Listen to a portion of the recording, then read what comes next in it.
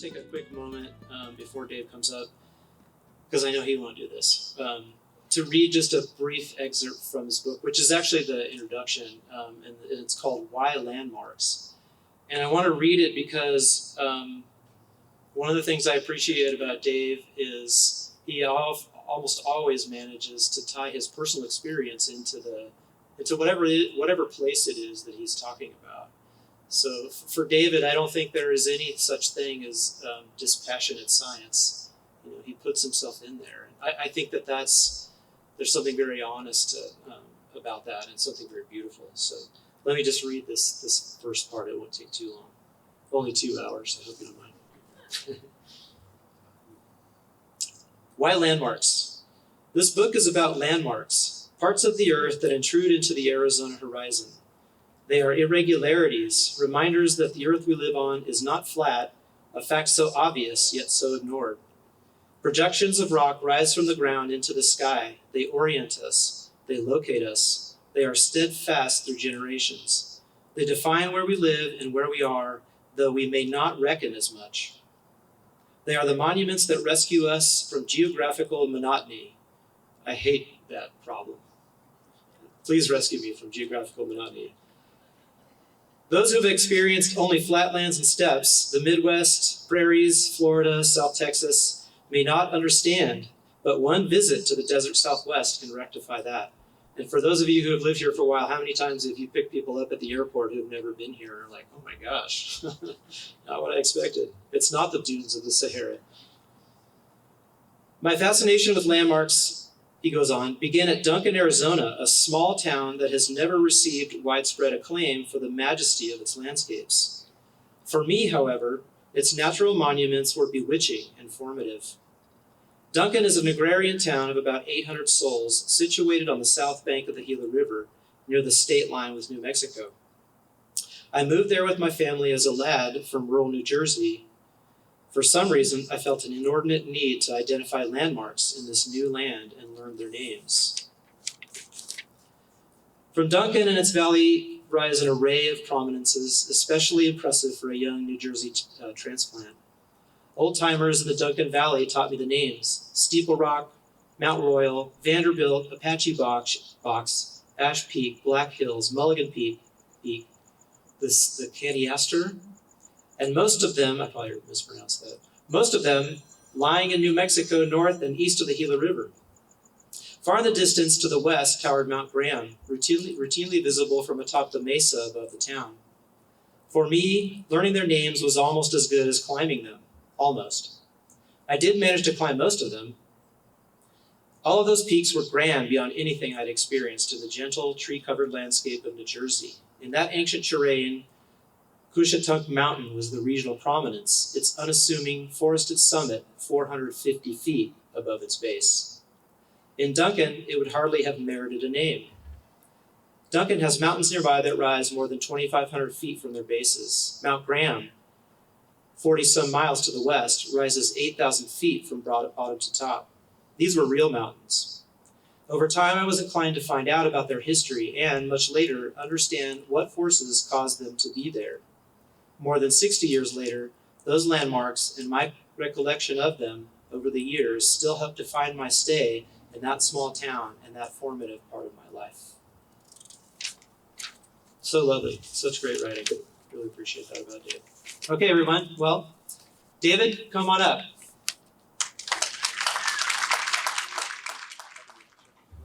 Thank you all for coming. It's kind of a tough November evening, soft evening, which we used to not get after the last week in October, but times are different.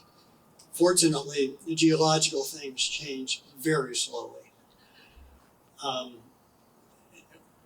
One of the things that sucked me into this whole concept of talking about landmarks was a question that dawned on me 30 years or so ago, and that is, and it's something we all ought to be asking ourselves, why isn't everything flat? Why are there mountains? That question was really not satisfactorily answered until the 1960s, when the plate tectonic revolution came from numerous sources and became not a theory, but a fact. If you live in flat places, you will know that some features of the landscape are caused by rain falling and washing away the soil. So you can see muddy water and see that it carves a little niche in the earth's surface. So we could understand that. Many of us had an opportunity to see volcanoes in action. But that's a very small portion of the great landmarks on our planet. Where did they come? Why are they there? And even into the 1960s, geologists could not explain why volcanoes were there. They had a pretty good idea. And as I look back on these favorite places of mine in Arizona, I realized that although they were part of my love of the state, I didn't know how they got there. And it was most gratifying for me to have a job where I could look into what brought those things into my life. What were the forces that made them jump out of the earth? And even more important for much of our understanding, how they formed a place in the landscape that got covered with vegetation and created our deserts, our plateaus, our forested hillsides.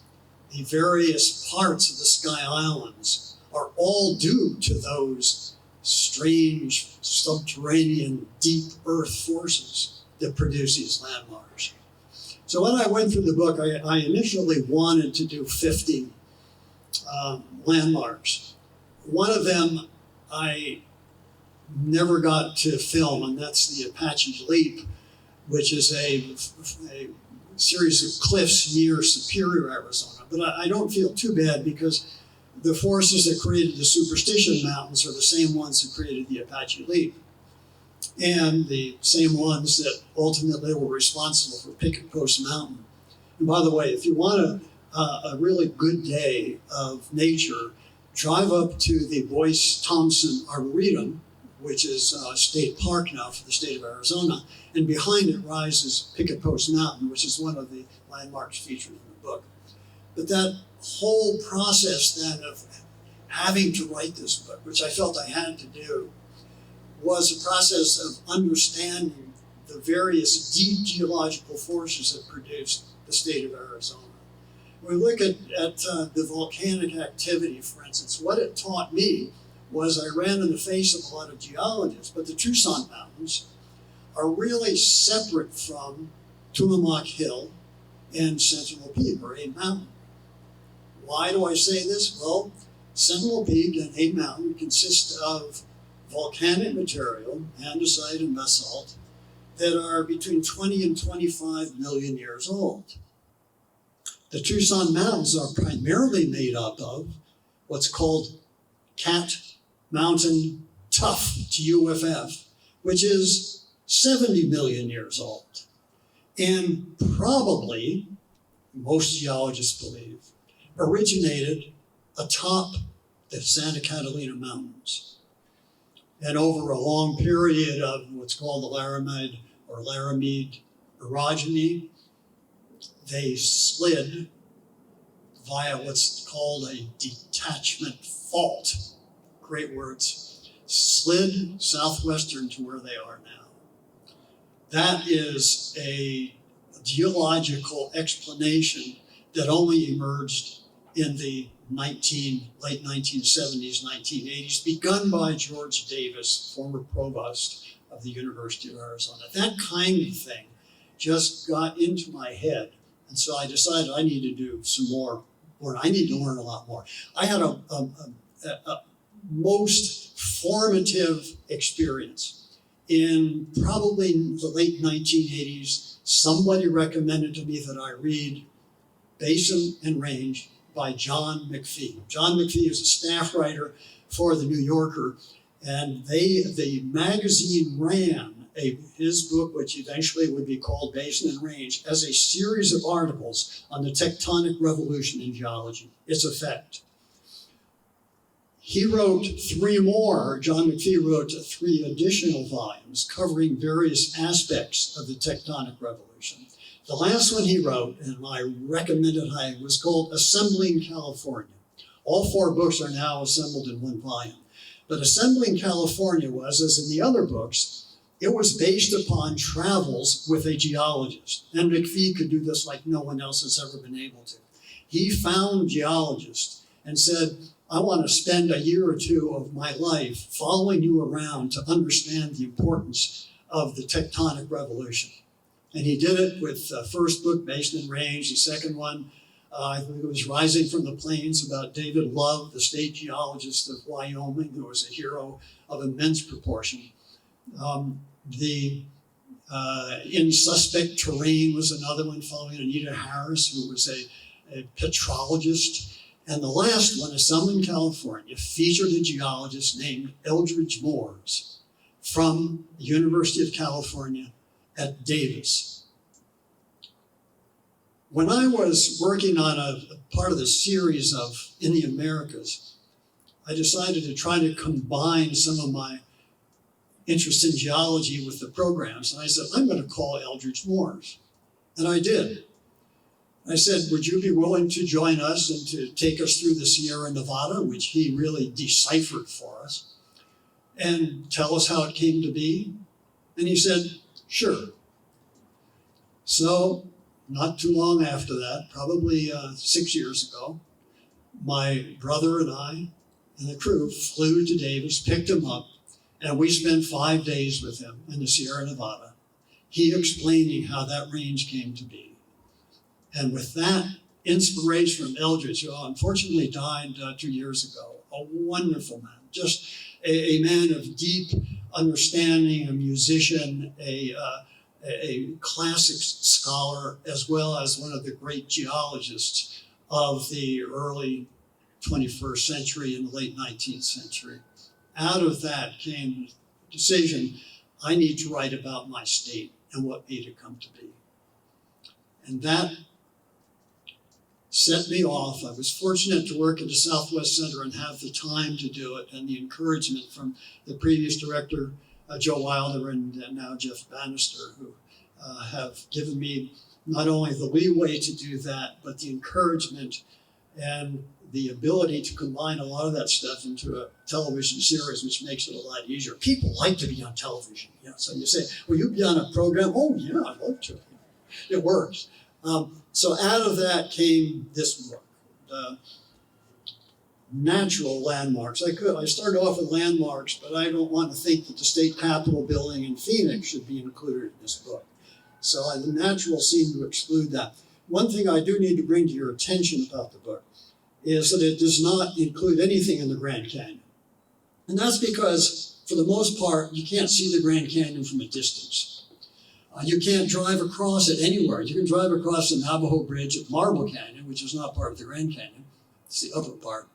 And you can get up to the top of the Vermilion Cliffs if you dare, and you can see the crack in the middle of the earth, but you can't really view it as a landmark. If you want to do that, you've got to go down to the river or go up to the rim and look down in it, but you can't drive to it. On the other hand, I do write about one canyon, the Salt River Canyon, which is geologically a fascinating place. But with the Salt River Canyon, you do drive across it. You're driving north of Love, and all of a sudden you drop down into this geological wonderland. So I figured that's a monument. You're looking down, you drive through it, and you look up, and you're in the middle of a wonderland. So it counts, but that's the only exception. Are there landmarks that I should have included in addition to Apache Lake? You bet. What I tried to do in the book was make them visible from a more or less major highway so that most people could see them. Someone asked me recently why I didn't include Cabeza Prieta in southwestern Arizona. It's a wonderful mountain. It's a granite base covered with this black cathode basalt, which is why it's called Cabeza Prieta, the dark head. But that's because not many people can see it because it's hard to get to. And there are a number of those. There's one that's in the book. It's kind of hard to get to, and that's the elephant tusk near Oatman, Arizona.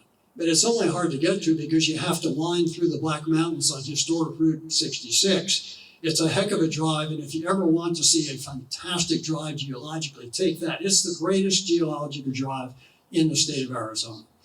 And there, when you get to Oatman, that elephant tusk just rises right above the town while you're trying to feed the burros that comb the streets of Oatman. But those sorts of things went all together to make this book something that meant a lot to me personally. It reflects a great part of my life, my love of the state. And in the process of doing it, I had to learn a lot, and I hope that I've been able to communicate that knowledge that I have picked up in a way that the general public can understand. Geology can be so obtuse and difficult to understand, so part of my job was to translate that into a language that would make it intelligible. I hope I have succeeded in that. And when I go back and read it, I said, why did I say it that way? But I'm not going to read it anymore because it's done. Thank you very much for coming, for being a part of this. And I hope that if you have a chance to read the book, you will give me some feedback on it. You will suggest, because I have more work to do yet. Thank you very much. I'm very happy to entertain questions unless somebody else is going to come up and be the entertainer. And I can't see you out there, so if you're without questions, I've failed. Oh, wait, or maybe I've been immensely successful. Okay. Dave, I have a question. Yes. Let me go back to the slide. Where's that? This is Vermilion Cliffs. If you decide to ride or to take a trip through the Grand Canyon, this photograph was taken at Lee's Ferry, which is the put-in point for all the river trips that go through the Grand Canyon. It's an extraordinary place in that once you get on the river, you see these cliffs for about 1 mile, and then you see them no more. They are not part of the Grand Canyon. But you can see the layering there, and I can tell you that from the very top, you're looking at Navajo sandstone. Below another layer you can see is the Kayenta sandstone or Kayenta formation. Below that is the Moenavi, or the Moenavi formation. It sits on the top of the Chinle formation, which is the gray hills at the very bottom, which sits on top of Moenkopi sandstone. None of them are visible in the Grand Canyon.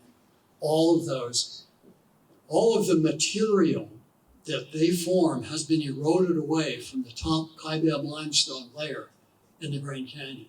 So you see these before you go, you never forget them. On the very top is Paria Plateau, where you can hike to see the wave, which is one of the geological wonders of the world, but you need to get a permit 2 years in advance. And they are lofty enough to provide excellent habitat for the introduction of the California condor, which the U.S. Fish and Wildlife Service has installed there, program for the last 15 years. It's a marvelous place. Vermilion Cliffs, if you drive from Lee's Ferry or Marble Canyon to Kanab, Utah, or Jacob Lake, you follow that plateau for about 30 miles. It is also one of the stair steps in the grand staircase of the formations in southeastern Utah and northern Arizona. I recommend that you go there. If you're going to go to the river, you don't have any choice, but that's a different story. You spent 4 years in Chiricahua. Why did I spend 4 years in the Chiricahua? Well, I don't want to get too personal in this, but when I received my PhD in philosophy from the University of Arizona, there was an unwritten policy that they did not hire their own. And because I have a lung problem, an asthma problem, which is what brought me to Arizona, I had tried living elsewhere and failed. So I needed to live here, and I read that the manager of Pine Canyon United Methodist Camp had died, and my family, my father and my father-in-law were both Methodist ministers. And my then wife and I had both gone to camp there. I said, why don't we apply for that? So we did, and we got it, in spite of the fact that there were no other candidates. So we lived in Pine Canyon, the Chiricahua Mountains. Our closest neighbor was 7 miles away. And it was a rewarding experience, to say the least. It was a really formative period. I worked my butt off for 4 years, and I loved every minute of it. Yes? So before I came here, I was on the David Yetman Trail. Could you tell me about that? When did it get named David Yetman Trail? You know, I will tell you the very fascinating history of the David Yetman Trail. Yeah, and it's intricate. It involves accolades, all sorts of things. I was sitting in my office in 1988. I decided not to run for re-election. And I got a phone call from a guy who was the chair of the Pima County Parks and Recreation Commission. And he said, Dave, we want to name a trail after you. I said, well. And that's the story. Any other details you're highlighting? Any other questions? Yeah.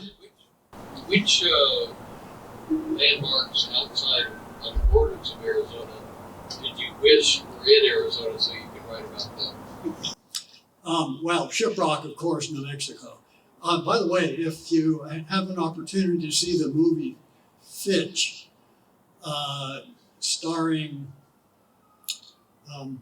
that wonderful actor, Tom Hanks, it's just out. The last probably 25 minutes of it are filmed at Shiprock, at the place where 2 weeks ago we filmed part of an upcoming program for In the Americas. It's the dikes that come out from the base of Shiprock are unlike anything else that I've ever seen. Another place I would love to see that we filmed in New Mexico is a place called Cabezas, the big head. It is a huge volcanic dike or plug that sits north of Mount Taylor, northeast of Gallup. It is bigger than Devil's Tower in Wyoming by far, and it's an extraordinary place. There's a couple. I mean, New Mexico's got a lot of stuff, and originally I was going to make this book into landmarks of New Mexico and Arizona, but there was just too much. We didn't have the time. So maybe that'll be for another day, or I'll turn it over to my great-grandson to write that one. There are a number of them. Navajo Mountain is an interesting one. I cheated. Shamefacedly, I say I cheated. Part of the base of Navajo Mountain is in Coconino County, Arizona. The bulk of it is in Utah. But if 1 square inch of it is in Arizona, I will claim it for our own. If you can see that in the book, it is what is called a laccolith. It's a fascinating story. It's a place through the Colorado Plateau, which is basically flat with all these layers of Paleozoic stone, thick layers, thousands of feet thick, 10,000 feet in many places. Lava pierced its way through, or magma pierced its way through there and raised the whole surrounding area like a pimple, like an enormous pimple, but never broke through to the surface. And that's what Navajo Mountain is made of. It's called a laccolith. And there are several of them in the Colorado Plateau. The Henry Mountains are another, the La Salle Mountains are another. But I wish the whole thing were in Arizona, because subsequent erosion has begun to reveal those layers that were hidden beneath the Earth's crust because it never broke through. Think of it as an abscess, if you will, and then go back and see how beautiful it is. It's off limits to hikers, except for those that are permitted by the Navajo Nation, and it is sacred to the Paiutes, the Utes, the Yamapais, the Havasupais, the Hopis, the Navajos, and Apaches. So it's a very, very special place. One day from Tucson, well, it depends on what you want to see. The Chiricahuas are always a good start. And when you see the Chiricahuas, They just look like a beautiful range sticking up out of the eastern part of the Sulphur Springs Valley. But a friend of mine, Paul Damon, and one of his students back in the early 1970s discovered that range is a result of an enormous caldera explosion. One of the biggest explosions in the history of the state of Arizona, the deep history of Arizona.